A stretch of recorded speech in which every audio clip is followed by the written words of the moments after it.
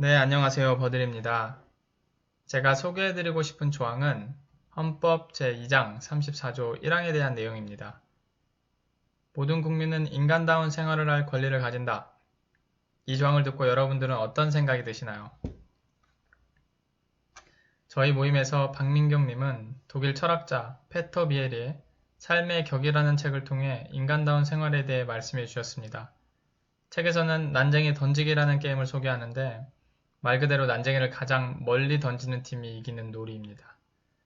미국, 캐나다를 비롯해서 유럽에서 실제로 굉장히 유행했던 놀이인데 이 과정에서 많은 난쟁이들이 크게 다치거나 목숨을 잃기도 했다고 합니다. 이에 대해 누군가는 문제를 제기하고 금지시키려고 했습니다. 하지만 난쟁이 당사자들은 금지를 반대하며 나의 직업 선택의 자유이자 자기 결정권이다. 그리고 더해 이는 생계를 유지할 수 있는 수단이니 생존권과도 연결된 것이다 라고 말했죠. 또 다른 사례로는 작년 스웨덴 한 도시에서 노숙인들의 생계 지원을 위해 노숙인 면허를 발급한 일도 있었습니다. 이러한 정부의 복지 지원에 대해 일부 시민들은 거센 반대를 하기도 했었죠. 이런 사례들을 통해 우린 다 같이 한번 고민해보는 시간을 가져보면 좋을 것 같습니다. 국가는 난쟁이나 노숙인들의 인간다운 생활을 보장해줘야 할까요? 만약 그렇다면 어떤 식의 보장이 되어야 할까요? 우선 앞서 보신 바와 같이 대한민국 헌법에서 국가는 모든 국민의 인간다운 생활을 보장한다고 말하고 있습니다. 그렇다면 이쯤에서 저희 멤버분들께 질문을 드리고 싶습니다. 여러분들이 생각하는 인간다운 생활이란 무엇인가요? 안녕하세요. 저는 소피입니다. 헌법에서 말하는 인간다운 생활을 할 권리에 대해서 누군가는 의식주 해결에 대한 의미라고 생각할 수도 있을 것이고요. 또 다른 누군가는 인간의 생존을 넘어서 복지까지도 생각할 수 있을 것 같습니다.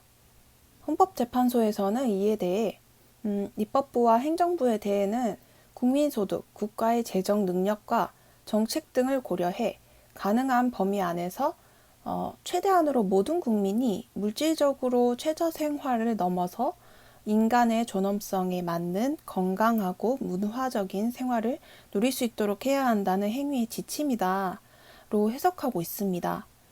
이것은 경제적 지원, 즉 먹고 사는 문제를 넘어서 문화적인 생활까지 보장되어야 하는 것이 인간다운 생활인 것이죠. 지금 우리 세대의 삶도 이를 반영하는 듯 보이는데요. 강도 높은 노동과 많은 시간을 대가로 경제적 풍요로움을 누리며 사는 삶보다는 물질적 풍요는 덜할지라도 워라밸이 보장받는 소소하고 안정된 삶을 꿈꾸는 청년들이 많아지고 있습니다. 과거와 달리 노동의 가치가 존중받지 못하고 노동자가 노동으로부터 소외되면서 그들이 가진 유일한 것, 즉 노동자의 시간이라도 보장받는 삶을 원하기 때문인데요. 즉 이제는 자신이 직장에 헌신하고 야근을 하더라도 그에 상응하는 대가를 받지 못하는 사회가 되어버렸기 때문이 아닌가 생각이 듭니다. 이러한 사회 구조적 모순과 문제에도 불구하고 국가에서는 인간다운 생활을 할 권리에 대해 최저임금 인상, 즉 단순히 먹고 사는 문제에만 논점을 두고 있다는 것입니다. 최저임금 인상과 소상공인 및 자영업자의 생존 문제는 자본주의 사회에서 항상 대립을 이룰 수밖에 없습니다. 그래서 정부는 헌법에서 말하는 인간다운 생활을 할 권리를 보장하기 위해 근본적인 정책적 지원에 대해 집중해야 할 것입니다. 제가 생각하는 인간다운 삶은 두 가지가 있는데, 첫 번째는 워라밸이 보장되는 삶이고, 두 번째는 해야 한다의 강박관념에서 조금 벗어날 수 있는 삶이라고 생각을 합니다. 첫 번째로는 워라밸이라는 게 워크 라이프 밸런스잖아요. 근데 저희가 스스로가 뭐를 좋아하는지, 여가 시간에는 뭐 어떤 걸 해야지 내가 행복한지, 약간 그런 거를 생각할 수 있는 시간조차 그런 사회적인 분위기라고 해야 되나? 그런 게 많이 보장되지 못한 사회에서 살았던 것 같아요. 그래서 내가 뭘 좋아하는지, 뭘 원하는지 생각할 수 있는 시간을 일단 먼저 줘야 될 것 같아서 워라밸을 먼저 생각을 했고요. 그렇게 되려면은 업무 시간은 철저하게 구분이 되어야 될 것 같아요. M4 세대라는 것도 약간 사회적으로 연애, 결혼, 출산을 하지 못한 사람? 안 한 사람이라고 해야 되나요? 그 사람에 대한 포기했다. 그런 사람들은 포기한 사람들이다라고 약간의 조장하는 그런 단어가 아닐까라는 생각도 한번 해봤습니다. 내가 원하지 않는 거에 대해서 하지 않는다라고 외치고 어느 정도는 좀 놓을 수 있는 그런 용기를 가진다면은 내가 조금 더 누릴 수 있는 게 많아지는 조금 더 내가 원하는 인간다운 삶을 살 수 있지 않을까 싶습니다. 네, 제가 생각하는 인간다운 삶은 여러 가지 조건들이 필요한 것 같습니다. 먼저 존엄성을 지킬 수 있는 생활, 삶인 것 같은데요. 난쟁이 사례처럼 내 신체를 다치게 하고 모욕을 받고 그러면서까지 일을 해야 하는 그런 상황이 없는 삶인 것 같고요. 그리고 내 삶에 대해서 결정할 수 있는 권한이 있는 삶도 인간다운 삶이라고 생각을 합니다.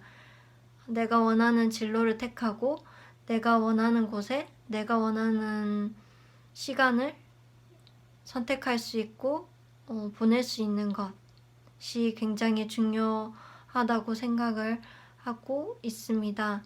그 외에도 일한 만큼 정당한 대가를 받을 수 있는 것들, 그런 것들이 모두 인간다운 삶에 들어간다고 생각을 하고요. 결과적으로는 사실 이 인권이나 헌법에 나온 국민의 권리와 같은 모든 부분들을 아우르는 게 인간다운 생활일 것이라고 이해를 하고 있습니다. 그래서 굉장히 중요한 조항이라는데 동의하고 공감합니다. 네, 멤버들의 다양한 의견 들었습니다. 인간다운 생활의 의미에 대한 여러 의견이 있겠습니다만 크게 두 가지로 나눌 수 있는 것 같습니다. 첫째는 인간다운 생활이란 단순히 의식주 문제를 해결한 물질적 생활이 보장된 삶이다. 둘째는 의식주 문제를 넘어 인간의 존엄성 유지에 상응하는 건강하고 문화적인 최저 한도의 생활이 보장된 삶이다. 여러분들의 생각은 어떠신가요?